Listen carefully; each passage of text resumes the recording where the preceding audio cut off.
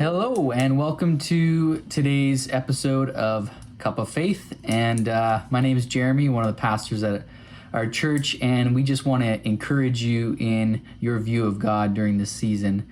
So we're going through all the different names of God in the Bible, and today's name is Jehovah Sabaoth. Everyone say that out loud, Jehovah Sabaoth. And this is translated as Jehovah of armies or Lord of hosts. And it is used throughout the Bible to refer to God as the army general. Throughout most of history, most nations would not survive if they did not have a strong army. And so there was a lot of fear at every moment in a nation's existence, because they were always trying to make sure that their army was strong enough to defend against the surrounding armies of other nations. And so in 1 Samuel, we get this epic story that many of us are familiar with.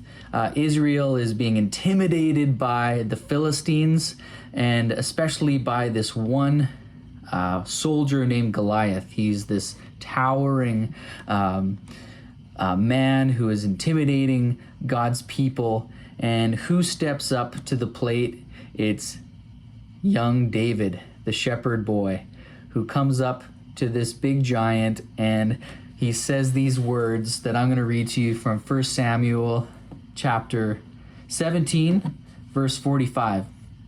He says this: "Then David said to the Philistine, 'You come to me with a sword, a spear, and a shield, but I come to you in the name of the Lord of hosts, the God of the armies of Israel, whom you have reviled.'" I love that, what David says there, because David is getting his confidence not in himself, not in his own ability to fight and to defend, but his confidence is in the God who is behind him. And so I want to encourage you today, when you face opposition, when you face a battle in your life, you need to look at that problem and say, "You and what army?" Remember saying that as a kid, when someone was trying to intimidate you or try and scare you with something, and you would say to the person, "Yeah, well, you and what army?"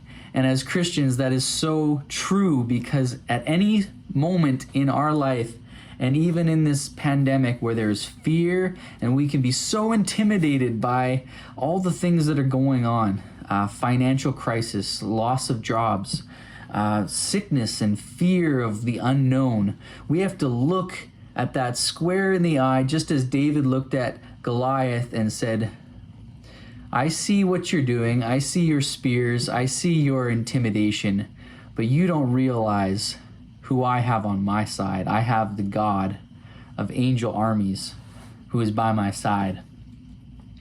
So it made me think of, as New Testament believers, Ephesians 6, verse 12, it says, "For our struggle is not against flesh and blood, but against the rulers, against the authorities, against the powers of this dark world, and against the spiritual forces of evil in the heavenly realms."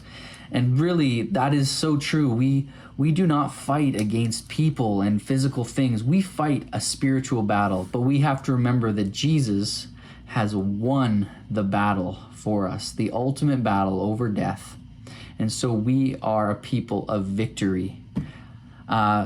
The Bible says that we are more than overcomers through Christ who loved us. So today, as you go into your day, you're going to face battles in your mind, maybe battles relationally, battles of fear, maybe battles of intimidation. But you need to look at that problem, that intimidation, and say, "You and what army?" And remember that God, the Lord of hosts, Jehovah Sabaoth, is behind you, defending you and fighting your battles. So God bless, and have a great day today.